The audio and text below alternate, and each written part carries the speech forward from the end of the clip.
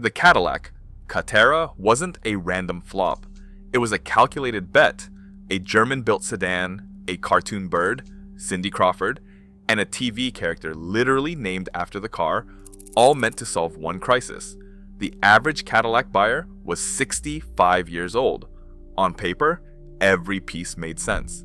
In public, it landed sideways. How did a logical plan end up looking like satire? It started with a number Cadillac couldn't ignore. Inside Cadillac's executive suites in the mid-1990s, the situation was impossible to ignore. The average age of a Cadillac buyer had crept to nearly 65, an internal number that appeared in every General Motors MARS market study and executive briefing. This was not just a quirk of tradition, it was a warning sign. While Cadillac's showrooms stayed busy in retirement-heavy zip codes, the brand's share among buyers under 50 was shrinking fast. Lexus, barely a decade old in the US, was posting a 60% growth rate. BMW and Mercedes-Benz were not only outselling Cadillac among young professionals, they were redefining what luxury meant, with sharp athletic sedans, aggressive marketing, and a promise of international prestige. Dealer data and registration rolls made the trend unmissable. In the Midwest and South, Cadillac's core still held, but in coastal cities and affluent suburbs, the brand was becoming invisible to the next generation. Focus groups with younger buyers, those in the 30 to 45 bracket, returned the same feedback. Cadillac felt like a car for their parents, not for them. The brand's pillars, American excellence, timeless luxury, heritage craftsmanship, were starting to sound like eulogies, not invitations. For General Motors leaders like Rick Wagner and John Smith, this was not just a marketing problem. It was an existential threat. The board's mandate was blunt. If Cadillac could not attract younger, more diverse buyers, its long-term future was at risk. The message from the top was clear. Find a way to reset the brand's trajectory and do it fast. But with development time for a new model measured in years, the pressure for an immediate answer was mounting. The shortcut that followed would define Cadillac's next chapter, for better or worse.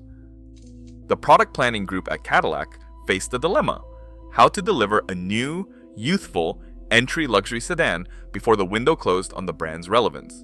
Developing a ground-up model would take at least 4 years and require a billion-dollar investment, time, and money they did not have. The Opel Omega B, already in production at GM's Rüsselsheim plant in Germany, offered a shortcut that seemed almost tailor-made for Cadillac's crisis. The Omega's rear-wheel drive platform, European chassis tuning, and solid safety credentials ticked every box on Cadillac's wish list for import credibility. Leveraging GM's global supply chain, the team could bring a car to US showrooms in just 18 months, sidestepping the delays and costs of a clean sheet design. Internal spreadsheets projected a tooling outlay of $80 million, amortized over 5 years, with per-unit margins estimated at 12%, assuming annual sales of 30,000 to 35,000 units and a base MSRP, right around $34,000. These numbers matched the sweet spot for buyers who might otherwise end up in a Lexus ES or a BMW 3 Series. For Cadillac executives, the Omega shortcut was not just about saving money, it was a calculated bet that German engineering could lend the badge new relevance, fast. On paper, the business case looked airtight. But as the first rebadged Omegas rolled off the line, the real test was still ahead. How would this imported answer hold up once it hit the American market? The Catera arrived with a spec sheet engineered for credibility, rear-wheel drive, a 2.5-liter V6, and a chassis tuned for European roads. On paper, it matched the benchmarks set by rivals like BMW 3 Series and Lexus ES. Yet in practice, the car revealed a deeper disconnect. J.D. Power's initial quality study in 1998 recorded 212 problems per 100 vehicles, placing the Catera near the bottom of its class. Common issues included electrical faults, transmission shudder, and premature brake wear. Consumer reports labeled reliability below average, echoing owner complaints about inconsistent fit and finish. Reviewers in Car and Driver and Motor Trend noticed the Catera's competent handling, but they struggled to find the signature Cadillac DNA. The interior, with its leather-trimmed seats and wood accents, felt more like a well-equipped Opel than a true American luxury flagship. The base 2.0-liter 4-cylinder and later 2.5-liter V6 offered adequate power, but failed to deliver the effortless performance Cadillac buyers expected. As these cracks appeared in the product itself, the pressure shifted to Cadillac's marketing team to fill the identity gap, a move that would soon define the next chapter of the Catera experiment. Inside Cadillac's ad agency, the creative brief for the Catera campaign landed with a single mandate: make the brand feel young, alive, and nothing like the chrome-laden Cadillacs of the past. The answer was Ziggy, a cartoon bird sketched in blue marker, pitched as the face of a new Cadillac era. The campaign's centerpiece, the Caddy That Zigs, was more than a slogan. It was a direct shot at the brand's reputation for being slow to adapt. Ziggy zipped through television spots, print ads, and billboards, signaling a break from tradition. But the playful mascot also created a new problem. Focus groups remembered Ziggy, recall rates hovered near 80%, but many described him as funny, cute, or simply not luxury. To drive the point home, Cadillac signed supermodel Crawford to a multi-million-dollar contract, putting her front and center in national ads. Crawford's presence was supposed to bridge generations, glamorous enough for longtime Cadillac fans, modern enough to appeal to younger buyers. Yet in post-campaign testing, 1/3 of respondents said the pairing felt forced, even confusing. The campaign's tone, quirky, irreverent, almost self-mocking, stood in sharp contrast to the car's sober German engineering. Internally, Cadillac's own brand team warned that the cartoon approach risked eroding the brand's premium aura, but with market share slipping and executive pressure mounting, the gamble went forward. The result was a campaign that people remembered, but not always for the right reasons.